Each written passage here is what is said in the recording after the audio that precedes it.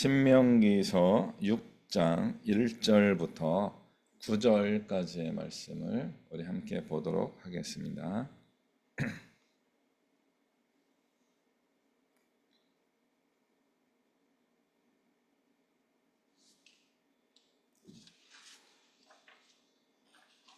신명기서 6장 1절부터 9절까지 우리 함께 한 목소리로 같이 읽습니다. 시작. 이는 곧 너희의 하나님 여호와께서 너희에게 가르치라고 명하신 명령과 규례와 법도라. 너희가 건너가서 차지할 땅에서 행할 것이니 곧 너와 내 아들과 내 손자들이 평생에 내 하나님 여호와를 경외하며 내가 너희에게 명한 그 모든 규례와 명령을 지키게 하기 위한 것이며 또 내 나를 장구하게 하기 위한 것이라. 이스라엘아 듣고 삼가 그것을 행하라. 그리하면 내가 복을 받고 내 조상들의 하나님 여호와께서 내게 허락하심 같이 젖과 꿀이 흐르는 땅에서 내가 크게 번성하리라. 이스라엘아 들으라. 우리 하나님 여호와는 오직 유일한 여호와시니 너는 마음을 다하고 뜻을 다하고 힘을 다하여 내 하나님 여호와를 사랑하라. 오늘 내가 내게 명하는 이 말씀을 너는 마음에 새기고 내 자녀에게 부지런히 가르치며 집에 앉았을 때이든지 길을 갈 때이든지 누워있을 때이든지 일어날 때이든지 이 말씀을 강론할 것이며 너는 또 그것을 내 손목에 메어 기호를 삼으며 내 미간에 붙여 표로 삼고 또 내 집 문설주와 바깥문에 기록할지니라. 아멘.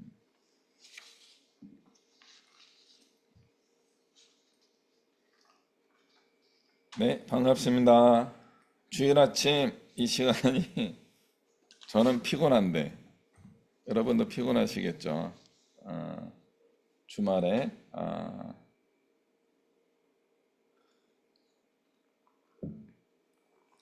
늦게까지 계셨다. 주말은 토요일입니다. 그리고 주일은 이제 주초입니다. 주초에 쉬는 날이 시작되기 때문에 우리는 쉬고 싶은 마음도 있고 저는 있고요. 여러분도 있겠죠. 그래서 우리 예수 믿는 사람들은 매 주일 아침에 적어도 일주일에 한 번을 이렇게 예배하며 산다는 것은 굉장한 헌신입니다. 정말 헌신이에요. 불교도 못했잖아요. 그러니까 불교는 그렇게 안 하고도 1000년이 넘게 이렇게 이어오고 있습니다. 우리 이제 석가모니께서 우리 예수님보다 조금 선배시죠. 2000년이 훨씬 넘은 그런 역사를 가지고 있고 우리 이제 한반도에 불교가 소개되고도 한 2000년 가량 이제 되고 있습니다. 신라 시대 때 이렇게 들어오게 되죠. 뭐 삼국 시대 때. 굉장히 특이한 거예요. 우리 교회는 매주일 이렇게 모이는 열성이 있고 또 매주일 말씀을 묵상하는 그런 훈련을 하고 있습니다. 불교는 잘 모르지만 제가 불교를 다녀본 적이 없어서 잘 모르지만 뭐 얼추 제가 가지고 있는 상식에 의하면은 저희만큼 또 저희 이상으로 열심히 하는 불교 신자들도 계시긴 해요. 그러나 대부분은 1년에 몇 차례 그것도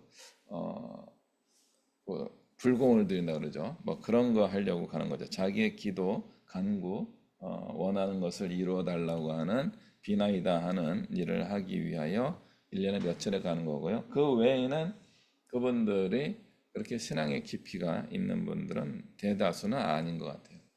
그럼에도 불구하고 종종 불교 신자들 중에서도 보통 우리처럼 얘기하면 평신도신데 평신도신데도 불구하고 불경을 필사하는 분들이 계셔요. 마치 우리가 성경을 필사하듯이 필사하는 그런 분들도 계시더라고요. 그 정도 깊이 있는 신앙인들이 몇몇 분이 계셔가지고 불교가 수천 년간 면면이 이어져 오게 되고 전 세계적인 어떤 신앙이 된 것입니다. 거기에 비해서 우리 기독교는 굉장히 열정적인 그런 신앙 훈련을 하고 있습니다. 아까도 말씀드린 것처럼 일주일에 한 번씩 와서 예배하면서 이런 이제 설교자의 설교를 듣게 됩니다.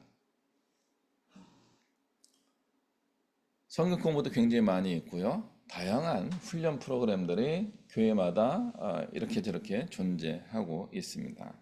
매주일 정기적으로 하는 그런 훈련도 있을 뿐만 아니라 뭐 비정기적으로 분기별로 뭐 이런 식으로 진행되는 훈련들이 꽤 많이 있습니다.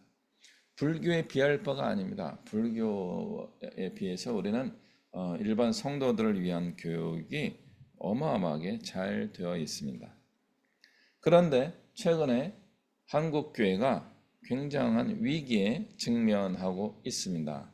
한국 교회가 극우화, 정치적으로 극우화되고 있다라고 하는 우려를 가지고 그것을 연구 논문으로 발표하는 그런 모임이 이제 최근에 있었습니다. 저희 이제 동문 선배님이 그 발표자 중에 한 분이어가지고 자료를 분석하는 기간을 가지시고 발표를 하시게 됩니다. 보통 일반적으로 정치적인 극우를 띠고 있는 분들은 10%, 11% 정도 된다고 합니다. 그런데 우리 기독교 극우적인 분들은 기독교 안에서 한 20% 이상을 존재한다고 합니다.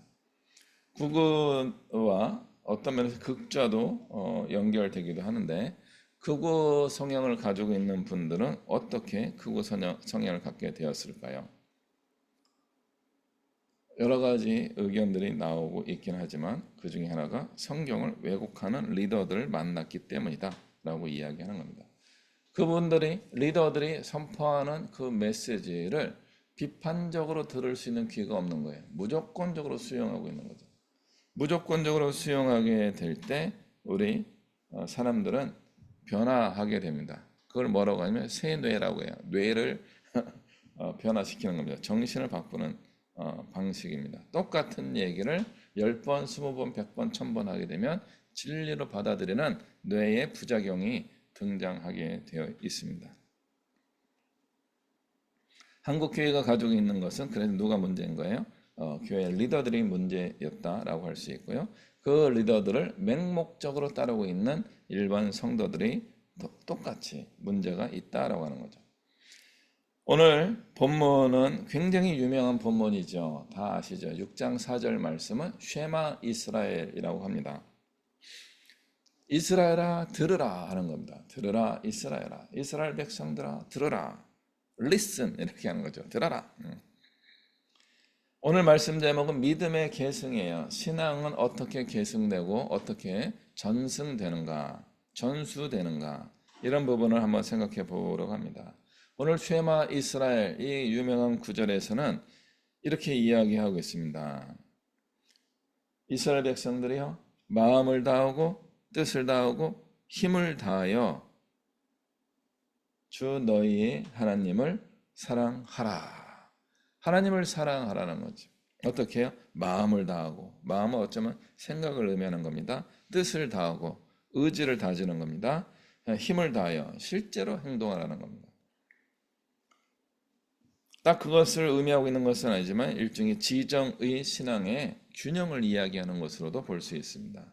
알고 그리고 그것을 마음으로 품고 그렇게 해야지 의지를 다지는 겁니다. 그리고 행동하는 겁니다. 쉐마 이스라엘의 신앙의 첫 번째 원리는 자기 신앙입니다. 현재 모세의 이야기를 듣고 있는 이스라엘 백성들이 마음을 다하고 뜻을 다하고 힘을 다하여 여호와 하나님을 사랑하는 것입니다. 말씀을 지켜라 라고 먼저 이야기하지 않았습니다. 말씀을 지키기 위하여 하나님을 사랑하라 라고 권하고 있는 겁니다. 사랑하게 되면요 무엇이든지 우리가 행하고 실천할 수 있습니다. 애인이 생기게 되면요 애인을 위하여 막 뭔가를 해요. 선물도 하고 뭐 기념일도 지켜주려고 하고 나중에 프로포즈도 멋지게 하려고 하고 막 그래요. 그럼 막 행동을 유발하게 되는 자율적으로 막 그게 하고 싶어지는 원동력 이유가 무엇입니까? 사랑입니다. 사랑하기 때문에 그렇게 하고 싶어지는 것입니다. 사랑을 하게 되면요, 행동을 유발해요. 사랑하게 되면요, 마음의 감동이 막 저절로 우러나오는 거죠. 의지가 생기는 거예요. 사랑하게 되면요, 막 별별게 다 알게 돼요. 딱 얼굴을 보면은 이 사람의 피로가 막 느껴져요. 사랑이 넘칠 때는 그렇습니다. 이 사랑이 일상으로 바뀌게 되면은 그걸 매일 할 수 있는 에너지가 생기지는 않습니다. 그러나 초반에 사랑이 막 시작할 때는 사랑이 넉넉하게 베풀어 넘치기 때문에 막 이런 생각과 의지와 행동이 저절로 이루어지게 되는 것입니다. 그러므로 사랑은 큰 힘을 발휘하는 것 중요한 것입니다. 그러므로 우리는 하나님을 사랑해야 하는 것입니다.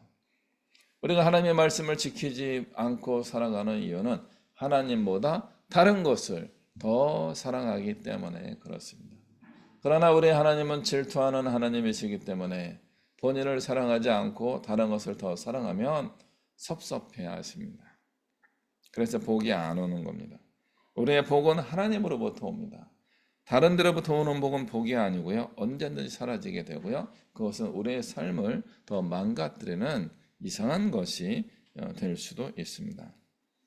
그러므로 우리는 하나님을 사랑하는데 더 적극적이어야 합니다. 억울합니까? 그렇죠. 하나님 사랑하는 마음이 덜 생기면 억울할 수 있습니다. 그러나 하나님이 우리를 사랑하십니다. 하나님이 우리를 사랑하시기 때문에 하나님은 우리에게 뭔가 우리에 대해서 알고 계시고 우리에게 대하여 어떤 뜻을 가지고 계시고 하나님이 힘을 다하여 우리의 삶에 주님의 사랑을 표현하고 계십니다. 그리고 우리에게 원하시는 거죠. 나만 사랑해 주지 않을래? 라고 요청하고 있습니다. 사랑에요, 원칙이 없거나 잘못된 기준의 어떤 근거를 가지고 있으면요, 우리의 사랑은요, 종종 폭력이 되기도 합니다.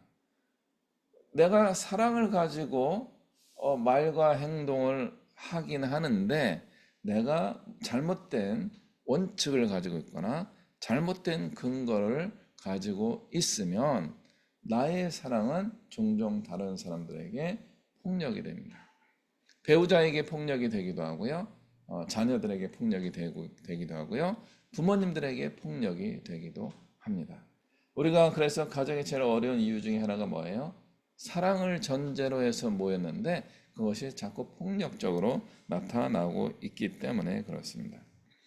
그러므로 사랑은 제일 중요하지만 두 번째, 그 사랑만큼 중요한 게 원칙입니다. 어떤 기준을 가지고 사랑하느냐, 이것이 중요한 것입니다. 하나님을 사랑하는 것 굉장히 중요합니다.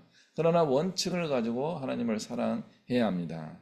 그게 쉐마 이스라엘의 핵심입니다. 그래서 하나님을 사랑하는 사람들에게 하나님의 말씀, 규례, 법도를 지금 모세가 가르쳐 주고 있는 것입니다.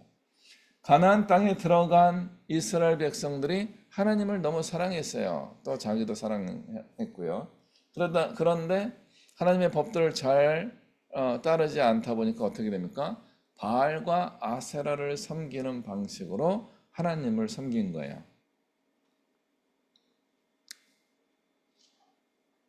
제가 흉내를 내보기 때문에 잘 안 될 것 같긴 한데요.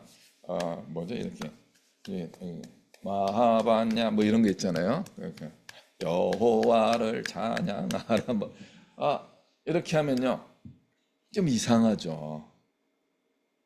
마치 불경을 외우듯이 찬송을 하고 말씀을 선포하게 되면은 이상한 겁니다. 그러나 그것을 계속하다 보면은 나쁘지 않아 보입니다. 괜찮아 보이기도 하고요. 더 오랫동안 하게 되면요, 모든 사람이 그렇게 하는 것을 당연하게 여길 수도 있습니다. 처음에는 이상해, 불편해, 거부감이 있지만 그것을 반복하다 보니까 이게 좋은 거죠. 그러다 보니까 어떤 마음이 들어요? 거기에 여호와 하나님을 집어넣었던 자리에 바알과 아세라를 집어넣어도 이게 똑같은 거예요. 예수님이 있던 자리에 부처님을 집어넣어도 똑같은 거예요. 그리고 원래 그것은 부처님을 고백하는데 더 자연스러운 멜로디와 곡조였기 때문에 야, 이렇게 할 바에는 예수님보다 부처님을 더 잘 섬기는 게 낫지 않을까? 이런 생각으로 빠져들 수 있었던 거죠. 이게 가나안 땅에 들어간 이스라엘 백성들에게 일어난 현상이었습니다. 바알과 아세라를 예배하던 제사하던 산당에서 여호와 하나님을 예배한 거예요. 정말 진심으로 여호와 하나님을 예배하다가 그냥 바알과 아세라가 더 낫지 않나? 이렇게 바뀌게 되는 것입니다. 그러므로 원칙이 없는 사랑은 잘못된 방향으로 나아갈 수 있게 됩니다. 그러므로 우리는 하나님의 말씀을 따라서 하나님을 사랑하는 사람들이 되어야 합니다. 그래서 사랑하는 사람이 원하는 것을 해줘야 되는 거죠. 내가 원하는 것을, 내가 좋아하는 것을 사랑하는 사람들에게 강요하고 있다면 그것은 한편으로는 나쁘진 않지만 한편으로는 사랑을 받는 사람들이 버거울 수도 있는 거죠. 하나님을 사랑할 때 우리는 이것을 두 가지를 다 이해할 수 있어야 됩니다. 하나님을 사랑해야 됩니다. 마음을 다하고 뜻을 다하고 힘을 다하여 정말 열정적으로 최선을 다하여 하나님을 사랑해야 하는 겁니다. 두 번째는요, 하나님의 원리와 원칙을 따라서 사랑해야 되는 겁니다. 다른 원리와 원칙이 아니고 하나님이 주신 계시의 원칙을 따라가야 하는 것입니다. 쉐마 이스라엘의 첫 번째는 그래서 우리가 자기 자신을 성찰하는 신앙을 가져야 한다까지도 보여주고 있는 것입니다. 내가 마음을 다하고 뜻을 다하고 힘을 다해 하나님을 사랑하고 있는지 성찰해야 하는 겁니다. 두 번째는 하나님의 말씀대로 하나님을 사랑하고 있는지 성찰해야 합니다. 두 가지 중에 하나님 마음을 다하고 뜻을 다하고 힘을 다하는 게 부족해도 좀 약점이 생기게 되고요. 원칙을 따라 하나님을 사랑하지 않으면요, 그것은 더 큰 왜곡으로 변형될 수도 있습니다. 그러므로 이 두 가지를 잘 살펴보며 자기의 신앙을 돌아보는 성찰하는 신앙생활을 해야 되는 겁니다. 두 번째, 쉐마 이스라엘에서 가르쳐주고 있는 말씀은 그것을 네가 열심히 하고 당신이 열심히 하고 당신의 자녀들에게 손자들에게 가르쳐 주시오라고 하는 겁니다. 굉장히 중요한 말씀이에요. 잘 들으셔야 돼요. 7절 너의 자녀에게 부지런히 가르치며 집에 앉았을 때든지 길을 갈 때든지 누워있을 때든지 일어날 때든지 이 말씀을 강론할 것이며, 이 말씀을 강론하는데 목사님을 데려다가 강론을 시켜라 이렇게 하지 않았습니다. 누가 해야 돼요? 여러분이 해야 되는 겁니다. 여러분이 말씀을 강론할 수 있어야 되는 거죠. 누구에게? 어린 자녀들이 있을 때. 이제 큰 자녀들은 이렇게 예배 가운데 같이 들으시면 됩니다. 그러나 어린 자녀들에게는 매일 수시로 누워 있을 때든지 앉아 있을 때든지 길을 갈 때든지 일어날 때든지 이 말씀을 강론할 수 있어야 되는 겁니다. 이 강론의 삶이 좀 쉽지 않습니다. 강론하는 게 할 수도 있는데 좀 부담스러워하는 것 같기도 하는 겁니다. 그래서 자꾸 강론 전문가에게 의탁하는 거죠. 그래서 주일학교 좀 좋은 교회 혹은 큰 교회 주일학교와 중고등부에 우리 자녀를 보내는 이유 중에 한 가지가 무엇인가 하면 거기 가면은 나보다 좀 잘 가르치지 않겠는가, 이런 큰 교회니까 훌륭하게 자녀 신앙교육을 해주지 않을까 이렇게 기대하고 보냅니다. 제가 온누리교회에 있을 때도 많은 부모님들이 어린아이들을 이 주일학교에 막 데리고 와요. 그러니까 온누리교회는요, 전도하지 않고도 부흥하는 교회였습니다. 특히 어린이 청소년도 전도하지 않은데 어린아이들이 막 차고 넘쳐요. 그리고 교사들이 애들이 매주 오니까 새로운 애들이 매주 와요. 그러니까 그 오는 아이들 맞이하느라고 막 버거워서 지치고 힘들어하는 일이 일어나기도 합니다. 우리 중소형 교회들은 꿈과 같은 이야기죠. 우리 중소형 교회는 어린아이들이 안 오는데 우리 어린이 청소년들이 자발적으로 오지도 않고 오려고 하더라도 부모님이 반대해서 못 오는데 저 큰 교회는 또 그런 일도 있더라고요.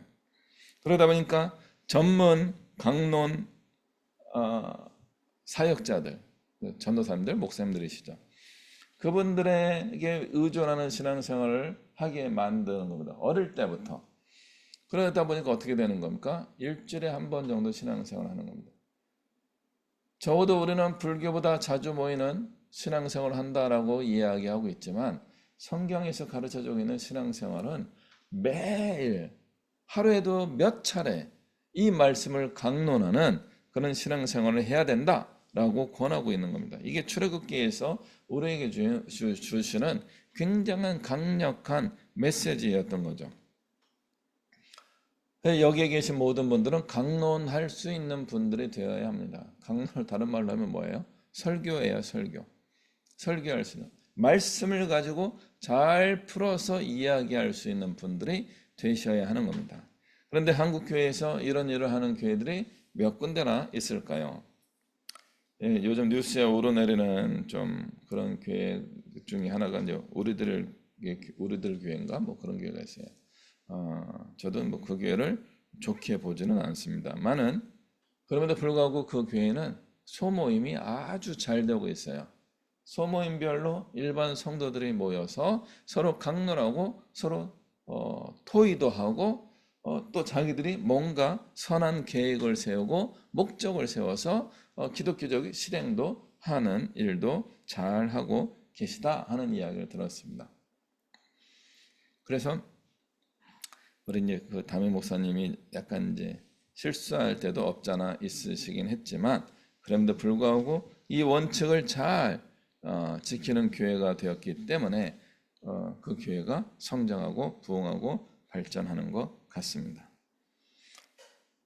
어떤 교단에서는 여성에게 목사 안수를 주지 않으려고 아직도 애를 쓰고 있습니다. 우리 장로교 교단 몇 군데하고 또 오래된 이름을 가지고 있는 교단이 있어요. 그래서 이제 대표적인 역사적인 교단들 몇 군데가 여성 목사 안수를 좀 거절하고 있습니다. 최근에 그 한 교단이 여성 사역자의 강도권을 허락은 하지만 목사는 안 주겠다 이런 식으로 이제 결의가 진행되고 있나 봅니다. 소문에 의하면 그렇습니다. 강도권이 뭐예요? 설교할 권한을 준다라고 하는 것이 강도권입니다. 강도사라고 하는 명칭이죠. 어떤 교단들인지 알겠죠? 그 강도권을 주면서 목사라고 하는 직분을 안 주려고 하고 있는 이 문제를 가지고 아직도 교단적으로 좀 어려움을 겪고 있거나 좀 그렇게 강압적으로 거절하고 있는 그런 때가 되었습니다. 아직도 그렇고 있습니다. 그러나 저는 여성 목사가 되는 것을 저는 전적으로 찬성합니다만은 목회자 중심적인 교회가 되는 것을 저는 요즘은 조금 다시 보기 시작하고 있습니다. 목사만이 아니라 우리 모든 성도들이 강론을 할 수 있는 강도권을 획득해야 된다라고 생각합니다. 강론을 할 수 있는 수준이 될 수 있어야 합니다. 여러분이 하나님의 말씀을 잘 풀어서 사람들에게 적극적으로 잘 전할 수 있는 사람들이 되셔야 합니다. 그것은 제 이야기가 아니라 오늘 읽은 구약 성경의 신명기의 말씀에 근거해서 그렇습니다. 이스라엘 백성들이 그걸 실패했어요. 그래서 성직자 중심주의 국가로 바뀌면서 성직자에 의존하다 보니까 성직자가 많잖아요. 유대교 여호와 하나님을 섬기는 성직자만 있는 것이 아니라 바알과 아세라를 섬기는 성직자도 있는 거예요. 그 성직자들도 신비롭거든요. 그분들을 따라가는 거예요. 내 안에 없는 신비로움을 따라가고 싶어가지고 신비로운 능력을 행하는 분들 또는 좋은 가르침을 주시는 분들의 가르침에 귀를 기울이고 그분들을 추종하는 일이 생긴 거죠. 하나님을 떠나가는 일이 이렇게 저절로 자연스럽게 만들어지게 되는 겁니다. 그러나 성경 말씀은 굉장히 강력하게 권하고 있습니다. 3절 말씀에 이렇게 되어 있습니다. 이스라엘아 듣고 삼가 그것을 행하라. 그래야만 내가 복을 받고 내 조상들의 하나님 여호와께서 내게 허락하심과 같이 젖과 꿀이 흐르는 땅에서 내가 크게 번성하리라. 하나님의 말씀을 지킬 때에 복을 받게 된다. 젖과 꿀이 흐르는 땅에서 크게 번성하게 될 것이다 라고 굉장히 강력하게 복을 빌어주고 있습니다. 모세의 이 가르침을 우리는 기억해 보아야 합니다. 젖과 꿀이 흐르는 땅에 들어가면요, 그걸 저절로 먹게 되나요? 초반에는 너희들이 수고하지 않은 것을 먹게 된다 이렇게 이야기하고 있어요. 그거는 다른 게 아니고요, 정복을 해가지고 그 성에 저장되었던 곡식을 먹는다 그런 뜻입니다. 저장된 것을 먹는다 이거죠. 전쟁에 싸워서 이긴다 그런 뜻이에요. 그러나 3년 차부터는 수고해야지만 먹을 수 있어요. 너희가 파종을 하고 1년간 수고하여서 거두는 곡식을 너희들이 먹게 될 것이다.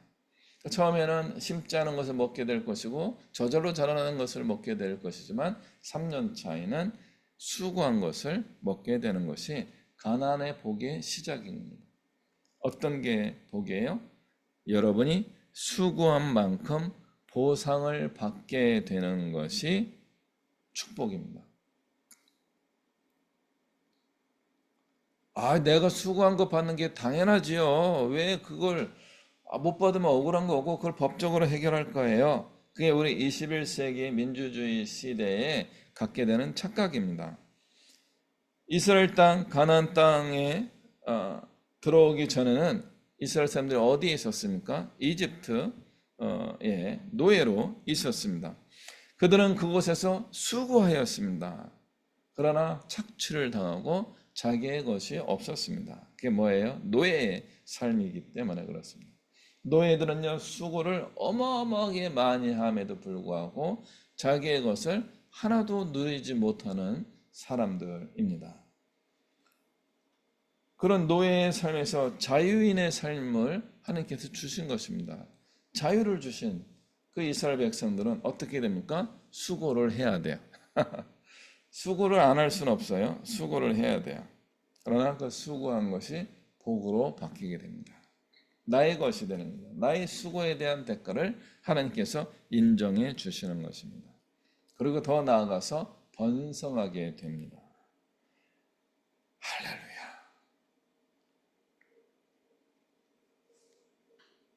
이 번성하는 복이 노예인데 번성하면요, 그거는 서로 불편하고 서로 어려움인 것입니다. 여러분이 지금 노예처럼 착취당하고 빼앗기고 잃어버리는 인생을 살고 있습니까?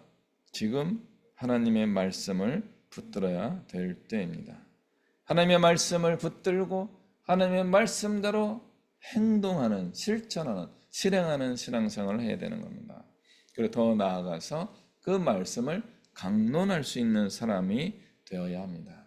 그런 사람들에게 하나님께서 복을 주신다라고 약속하고 계십니다. 사실은 저는 이런 말씀이 전하기 제일 힘들어요. 저는 자녀 양육에도 저는 약간 실패한 느낌이죠. 목회적으로도 실패한 거죠. 저는 정말 하나님 말씀대로 살아온 것 같은데 잘 안 된 것 같아요. 저는 한편으로는 아쉽고 또 억울한 마음도 없잖아 있습니다. 그러나 저는 지금까지 하나님이 기뻐하시는 일을 늘 꿈꾸며 왔습니다. 정말 하나님이 기뻐하시는 일은 무엇일까? 하나님이 나를 통하여서 하고 싶어 하시는 일이 무엇일까? 하나님이 정말 나를 쓰고 싶어 하시기는 하는가? 이런 고민을 하며 지금까지 저는 살아왔습니다. 아직도 힘들어요. 그래서 하나님께 가끔 아쉬운 마음이 들 때도 있습니다. 그럼에도 불구하고 제가 읽고 깨달은 하나님의 말씀은 이런 말씀밖에 없는 거예요. 제가 하나님의 말씀을 읽고 가르쳐야 되는 내용이 이거밖에 없는 것이에요. 예수님께서 가르쳐 주신 내용은 뭐예요? 땅끝까지 복음을 전파하라는 거죠. 이 말씀을 가르쳐 지키게 하라. 하는 이 말씀을 전해야 되는 겁니다. 이것을 전하는 게 저에게는 많이 불편합니다. 부담스럽습니다. 그럼에도 불구하고 저는 이 말씀이 저의 삶에, 저희 가정에, 또 우리 교회에, 여러분의 삶에 이루어질 것이다 라고 확신합니다. 여러분, 하나님 아닌 것에 대한 노예의 삶을 내려놔야 됩니다. 여러분의 그 수고가 여러분의 것이 되지 않습니다. 아무리 수고하고 일한다고 할지라도 죽정이와 같은 것만 만들어지는 것입니다. 내가 수고한 모든 것이 손가락에서 새어나가는 모래 알갱이처럼 바뀌고 있는 것입니다. 그러나 하나님의 말씀을 듣고 하나님의 말씀을 읽고 하나님의 말씀이 그러한가 하여 그 말씀대로 살아가기로 마음에 다짐하시고 그렇게 살아간다면 복에 복이 넘치게 될 줄로 믿습니다. 그러면은 우리 시대에는 하나님의 말씀을 어떻게 실천하고 실행할 수 있을까요?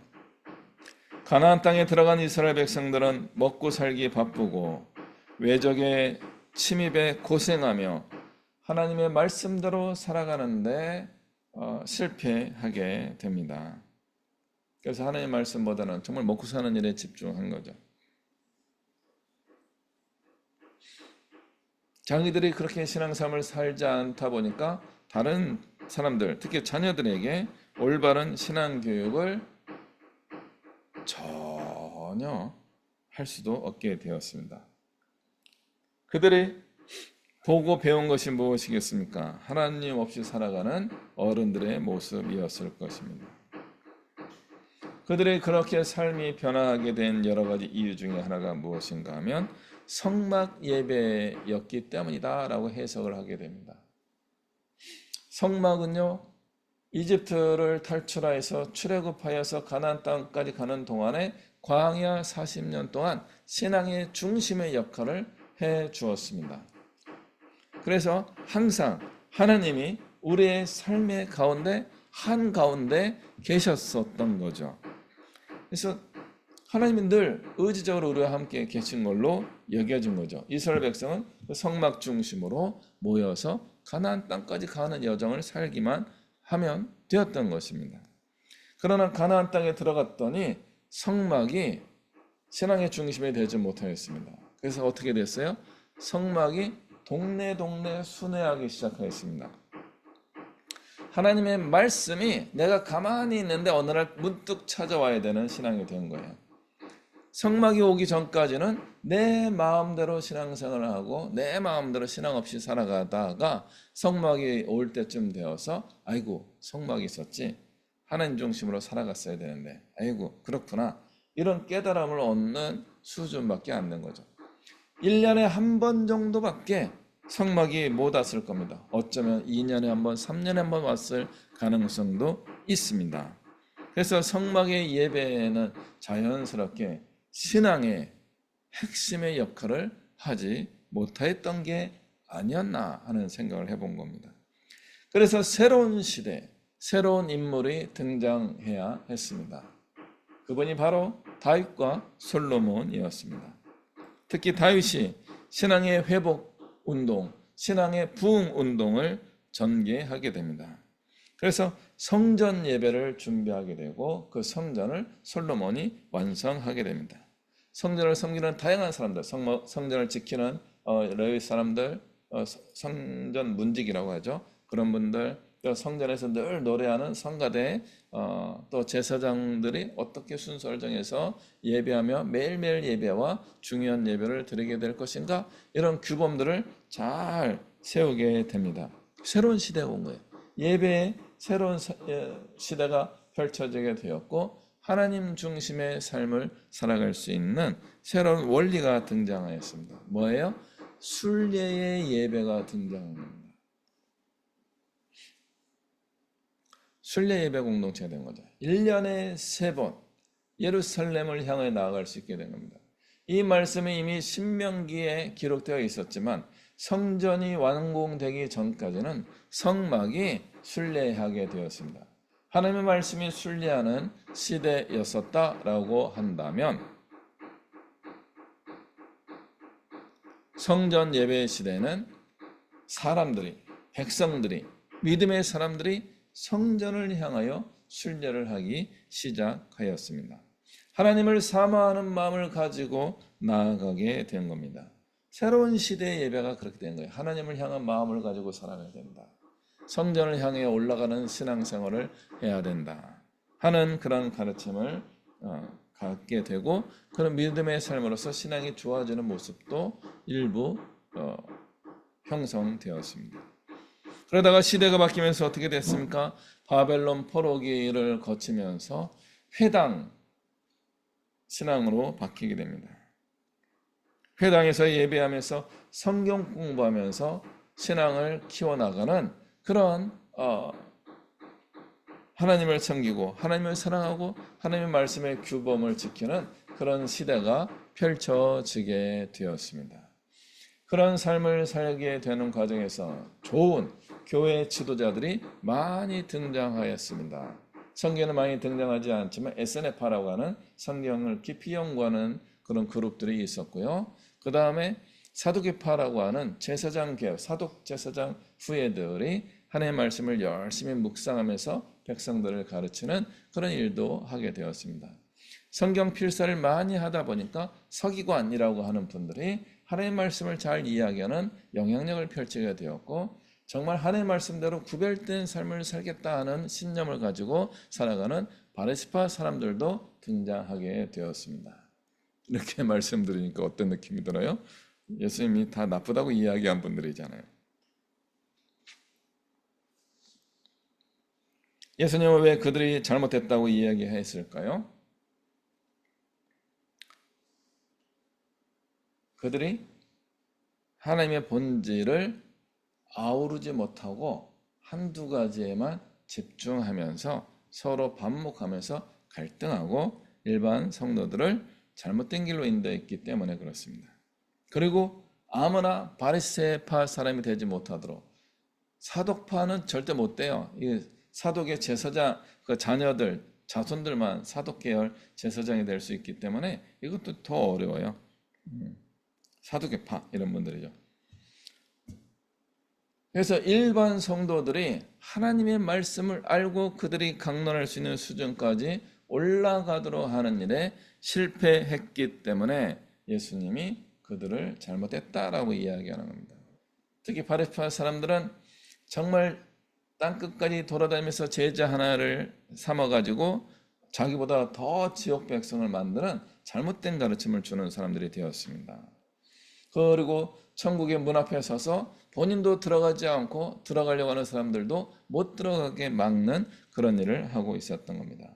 하나님의 말씀을 가지고 지금 한국에서 사역하고 있는 목사님들의 일부가 바리새파 사람들처럼 된 것이 아닌가 하는 그런 의심이 들기도 합니다. 그러면 그분들이 잘못했다 야단치는 분들도 계셔야 되지만 그게 아니라 우리는 어떻게 하면 좋을까요? 우리가 올바르게 하나님의 말씀을 알고 하나님의 말씀을 제대로 강론할 줄 아는 사람이 되면 좋겠다 하는 것입니다. 여러분이 하나님의 말씀을 강론하는 게 쉬울까요? 어려울까요? 저도 매주 하는 사람인데 어렵습니다. 저도 어려워요. 이 말씀을 이렇게 저렇게 서론본론 결론 뭐 이런 식으로 얘기하는 게 굉장히 어렵습니다. 그래서 가끔 일반 성도님들, 집사님이나 권사님이나 장로님들에게 설교할 기회를 드리잖아요. 대예배라든가 뭐 저녁 예배라든가. 그래서 설교할 기회를 드리게 되면요, 설교 내용이 굉장히 많아가지고 제 시간에 못 끝내고요, 무슨 얘기인지도 모를 정도로 이 얘기 저 얘기 우왕좌왕하는 경우가 많이 있습니다. 왜 그럴까요? 너무 오랜만에 해서 그렇고요, 어쩌다 한 번 해서 그래서 정말 많은 이야기를 하고 싶어지기 때문에 그렇습니다. 그러나 저처럼 매주 하다 보면은 이 하나님의 말씀을 한 번에 다 이야기할 수가 없어요. 제가 한 번에 오늘 이야기했다고 여러분이 다 공감할지는 모르지만 이 말씀을 그대로 자기의 말씀을 삼는 일은 거의 일어나지 않습니다. 하나님의 말씀은 스스로 받아들이고 스스로 선택하고 내가 선택한 그 말씀을 따라 살아가는 경향이 있습니다. 그러므로 가끔 전하는 걸로는 효과가 없는 거죠. 그래서 신명기 6장 말씀처럼 6장 7절 말씀처럼 집에 앉았을 때든지 길을 갈 때든지 누워있을 때든지 일어날 때든지 이 말씀을 강론할 것이니라. 계속해야 되는 거예요. 계속해야지만 메시지가 정제되고 핵심을 가지게 되고 그리고 임팩트 있게 영향력을 줄 수 있는 말씀이 되는 것입니다. 자주 하셔야 돼요. 안 하시면 안 돼요. 하나님의 말씀을 강론해야 되는 것은 제 얘기가 아니고 모세의 가르침이고 하나님의 뜻입니다. 우리 한국교회가 부흥할 수 있었던 이유는 권서인 때문이었어요. 책 팔러 다니던 그런 여성들, 여성 사역자들 때문이었습니다. 권서인들이 책만 팔았던 게 아니에요. 먼저 전도를 했어요. 전도하다가 예수 믿게 되면은 이 책 한번 사보세요 하면서 성경 말씀을 팔았어요. 성경책을 파는 그런 일에서 복음이 땅끝까지 전파되는 일에 한국의 구석구석 전파되는 일에 이 권서인들이 굉장히 지대한 역할을 하셨다라고 역사학의 교회사학에서 이야기해 주고 있습니다. 그러므로 여러분 모두는 권서인과 같은 삶을 살아야 되는 겁니다. 다른 사람들을 권하고 강론하고 말씀을 전할 수 있는 사람이 되어야 합니다. 21세기 2025년 평신도의 신앙 수준이 올라가야 합니다. 우리 성도님들의 신앙 수준이 올라가야 됩니다. 자녀 세대에 대한 신앙 교육이 이루어져야 하는 겁니다. 지금 이제 저는 평신도 교육사라고 하는 프로그램을 지금 열심히 준비하고 있어요. 이게 한국교회를 살릴 수 있는, 얼마나 갈지 모르지만 이것이 한국교회를 다시 한번 성장하게 하는 원동력이 될 것이다 하는 부르심으로 확신하며 나아가고 있습니다. 여러분들이 바로 이러한 평신도 설교자, 권서인들 또는 강론하는 신앙인 부모 세대가 될 수 있게 되기를, 어른 세대가 될 수 있기를 간절히 소망하고 기대하고 축복합니다. 기도하시겠습니다. 사랑과 은혜가 충만하신 하나님 아버지, 우리가 주의 말씀을 받은 사람들입니다. 주의 말씀대로 우리가 그 말씀을 잘 지키며 하나님을 사랑하며 살아갈 수 있게 해주시고, 더 나아가서 우리가 다음 세대를 주의 말씀으로 잘 가르치고 양육하는 사명을 감당할 수 있게 하여 주옵소서. 예수 그리스도의 이름으로 기도합니다. 아멘. 찬송가 542장 찬양하겠습니다. 542장입니다.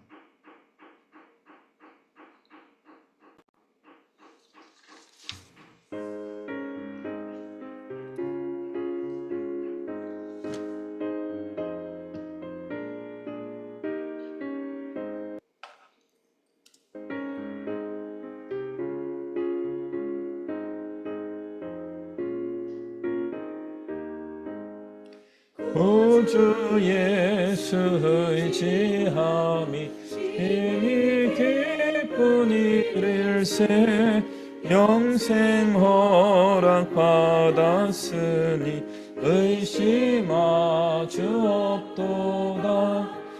예수 믿는 것은 받은 증거 많도다. 예수 귀한 예수 믿음 더욱 주소서. 구주 예수 의지함이 심히 기쁜 일일세, 주를 믿는 나의 마음 그의 피에 적시네. 예수 믿는 것은 받은 증거 많도다. 예수 귀한 예수 믿음 더욱 주소서.